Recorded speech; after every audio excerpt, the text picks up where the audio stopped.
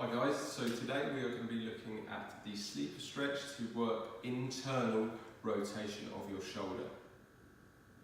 So the details, or the fine details, are really important with this position. So we want to adopt this position here. We want our top hip stacked over our bottom one. We want our top shoulder stacked over our bottom shoulder. And as we are in the stretch, hard to see from here, so get someone to help you with this when you first do it. We want to make sure that this bottom shoulder stays in contact with the floor as we internally rotate it and use this top hand to push this hand towards the floor. As with internal rotation with our hip, you're not really going to feel a stretch in this position, but you will feel this through the shoulder as you push your hand towards the floor.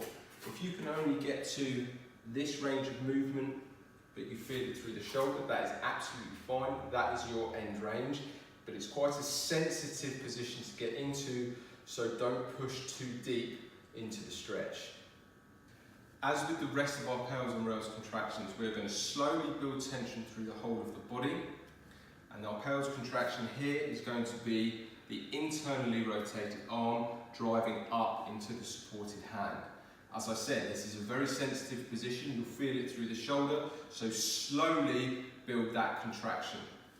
And rather than just think about driving your arm up into this hand, I want you to think about your shoulder trying to get out of that externally rotated position.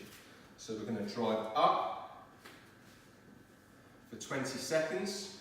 At the end of the 20 seconds, maintain that full body tension. We're then going to try and pull this hand actively further towards the floor, away from this supporting hand.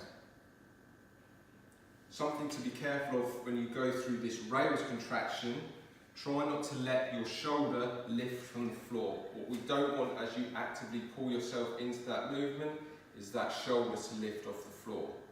So if you need to move your hand under your shoulder to ensure you're maintaining contact with the floor, that's absolutely fine.